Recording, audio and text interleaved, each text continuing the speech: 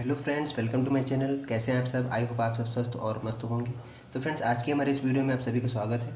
आज के हमारे वीडियो का टॉपिक होने वाला है फ्रेंड्स, वो है बायो-सेवर्ट का नियम। ठीक है, बायो-सेवर्ट लॉ क्या होता है, बायो-सेवर्ट लॉ, ठीक है, कैसे उसकी डेरिवेशन की जाती है, क्या उसकी डिफिनेशन है, सब हम लोग आज डिस्कस करेंगे। ठीक है, तो सबसे पहले हम लोग अगर देख लेते हैं बायो-सेवर्ट का नियम। बायो और सेवर्ट, ध्यान दीजिएगा, बायो और सेवर्ट ये दो नाम है। ठीक है, ये दो नाम है, दो वैज्ञानिकों के नाम है, बायोट और सेवर्ट। इन दो वैज्ञानिकों ने साथ में मिलकर इस नियम को प्रतिपादित किया था, इसलिए इन दोनों के नाम पर इस नियम का नाम पड़ा है बायो-सेवर्ट लॉ। ठीक है, बायो-सेवर्ट का नियम। ठीक है, ये आपके 12th में मोस्ट इंपॉर्टेंट टॉपिक है, इसलिए इसको अच्छी तरीके से ध्यान से समझिएगा। ठीक है, अगर हम लोग बात कर लेते हैं नियम पे, तो नियम क्या कहता है, इस नियम के अनुसार किसी धारावाही चालक के छोटे भाग डेल एल के द्वारा किसी बिंदु पी पर उत्पन्न चुंबकीय क्षेत्र डेल बी निम्न बातों पर निर्भर करता है। ठीक है, नियम को समझने के लिए हम लोग क्या करते हैं, एक धारावाही चालक तार लेते हैं। धारावाही चालक तार का मतलब क्या है, एक सीधा एक ऐसा तार जिसमें हमारा चुंबकीय क्षेत्र उत्पन्न हो रहा हो। ठीक है, इस तरह का एक हम लोग धारावाही चालक तार लेते हैं।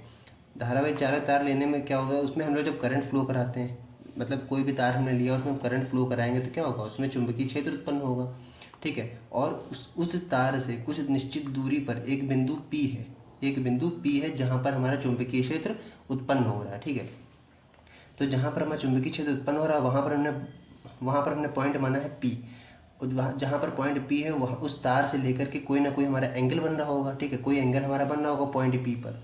ठीक है, तो वो एंगल लिया है मैंने, और यहाँ पर देखिए छोटी सी काट ली गई, उस तार का छोटा सा भाग लिया गया है डेल्टा एल। देखिए यहाँ से यहाँ तक की देखिए तार का जो छोटा टुकड़ा लिया गया। ठीक है, तार का छोटा सा टुकड़ा यहाँ पर लिया गया, उसको हम लोग बोलते हैं, छोटी सी लंबाई का लिया गया, इसलिए हम लोग बोलते हैं डेल्टा एल, डेल एल। और यहाँ पर देखिए कुछ दूरी है। ठीक है, इस तार धारावाही चालक तार से और इस चुंबकीय क्षेत्र जहाँ उत्पन्न हो रहा है वहाँ से बीच में उसकी दूरी है, वो हम लोग बोलेंगे आर। ठीक है, आर से हम लोग मेजर कर रहे हैं इस दूरी को। ठीक है, और जो धारावाही चालक तार में जो धारा प्रवाहित हो रही है इसको हम लोग आई बोलते हैं। ठीक है, तो इतना हमारा ये सब कॉन्सेप्ट है बायो-सेवर्ट लॉ का। अब हम लोग डेफिनेशन को एक बार फिर से दोहरा के समझ लेते हैं क्या है। इस नियम के अनुसार किसी धारावाही चालक, कोई धारावाही हमने चालक लिया था, जैसे मैंने अभी आपको बताया, छोटे भाग, सबसे छोटा भाग लिया गया उस चालक तार में सबसे छोटा भाग है डेल एल के द्वारा किसी बिंदु पी पर, इसके द्वारा किसी बिंदु पी पर उत्पन्न चुंबकीय क्षेत्र, अभी मैंने बताया आपको चुंबकीय क्षेत्र जो उत्पन्न हो रहा है डेल बी। ठीक है, निम्न बातों पर निर्भर करता है। कौन कौन सी बातों पर निर्भर करता है उसको हम लोग देखते हैं।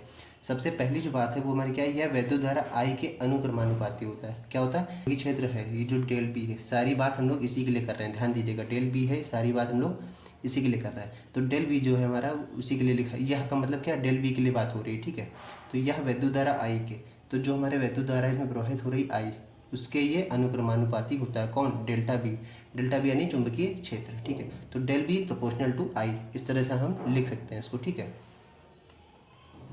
आगे दूसरा पॉइंट कह रहा है फ्रेंड्स, यह चालक खंड की लंबाई डेल एल के अनुक्रमानुपाती होता है। दूसरा पॉइंट भी आप नोट करें, अगर आप पेन कॉपी लेके बैठें तो उसको नोट करते रहिएगा, बार बार हर जगह आपको नहीं आसानी से मिलेगा। ठीक है, ये मेरे हैंड रिटन नोट्स हैं। ठीक है, अगर चैनल पर नए हैं तो एक बार चैनल पर जुड़ जाइएगा, इसी तरह आपको और भी टॉपिक्स वीडियो मिलती रहेगी। ठीक है, तो यहाँ पर लिखा है एक चालक खंड की लंबाई डेल एल के अनुक्रमानुपाती होता है। यह यानी चुंबकीय क्षेत्र जो है वो चालक के खंड की लंबाई डेल एल के अनुक्रमानुपाती होता है, तो लिखेंगे del B proportional to del L. ठीक है, इतना आ गया समझ में।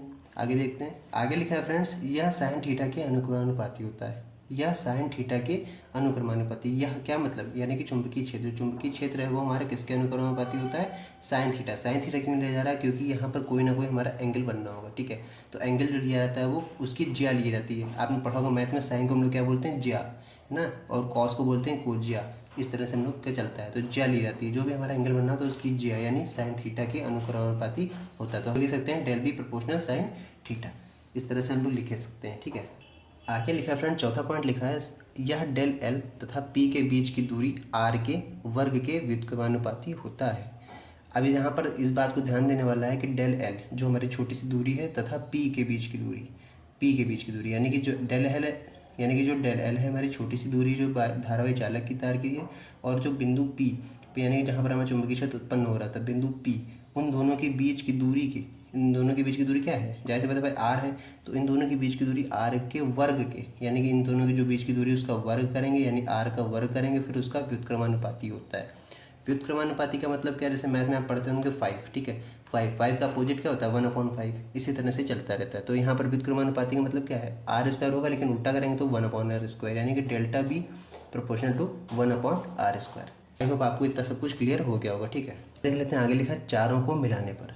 चारों पॉइंट्स हमारे कौन कौन से पॉइंट बने हैं, चारों पॉइंट्स हमारे कौन कौन से बने हैं, 1 2 3 और ये 4, ठीक है। चारों पॉइंट को मिलाने पर अपने एक चीज़ देखेंगे कि डेल्टा भी सब में है। तो जब डेल्टा भी सब में है तो डेल्टा भी कॉमन लगा के एक डेल्टा भी हम एक तरफ लिख सकते हैं, ठीक है। तो डेल्टा भी आप लिख सकते हैं, डेल्टा भी प्रोपोर्शनल टू, जब इन चारों को मिलाएंगे तो क्या होगा, आई डेल एल साइन थीटा ऊपर रहेगा और ये आर स्क्वायर नीचे, तो आर स्क्वायर नीचे आएगा। जब मिला के आप लिखेंगे तो इसी तरह से आएगा, ठीक है। तो ये हम फाइनल हम बोल सकते हैं del V proportional to I D L sine theta upon R square. Physics में एक रूल कहता है कि अगर आप प्रोपोर्शनल का साइन हटाएंगे तो क्या लगाएंगे, कांस्टेंट, कुछ ना कुछ कांस्टेंट लगाएंगे, तभी आप बराबर लगा सकते हैं, इक्वल टू, ठीक है। तो डेल वी इक्वल टू लिखा है mu naught by 4 pi I D L sine theta by R square, bracket में लिखा हुआ है। तो ये म्यू नॉट बाई 4 पाई क्या आया है, ये म्यू नॉट बाई 4 पाई है हमारा क्या है, बायो सेवर्ट कांस्टेंट है, नियतांक जिसको आप लोग बोलते हैं, ठीक है, हिंदी में। तो ये लिखा है नीचे देखिए mu naught by 4 pi equal to 10 की पावर -7, ये क्या है, कांस्टेंट है। किसका कांस्टेंट है, बायो सेवर्ट कांस्टेंट है। यानी कि क्या बोला जा सकता है कि म्यू नॉट बाई 4 पाई की जगह आप क्या लगा सकते हैं, 10 की पावर -7। और यहाँ पर ध्यान रखिए ये फॉर्मूला नहीं, फॉर्मूला ये है, एक्चुअल जो फॉर्मूला लिखा हुआ वो ये है, delta B equal to mu naught by 4 pi I D L sine theta by R square, ठीक है। इस तरह से अगर यहाँ कहीं पर आपको यूज़ नहीं करना, अगर आप कहीं पर वैल्यू आपको चाहिए होती तो आप इसकी जगह क्या 10 की पावर -7 वैल्यू पुट कर सकते हैं, ठीक है। तो ये हमारा छोटा सा था बायो सेवर्ट का नियम। आई होप आपको अच्छी तरीके से समझ में आ गया होगा विद डेरिवेशन, ठीक है। तो आप अगर कॉपी पेन लेके बैठे हैं तो उसको अच्छी तरीके से कहीं नोट कर लीजिए, ठीक है। ये आपके आगे भी बहुत काम आएगा, ठीक है। फ्रेंड्स अगर चैनल पर नए हैं तो एक बार चैनल को सब्सक्राइब जरूर कर लीजिएगा, ठीक है। वीडियो अच्छा लगा हो तो वीडियो को लाइक कीजिएगा। मिलते हैं नेक्स्ट वीडियो में, तब तक के लिए जय हिंद।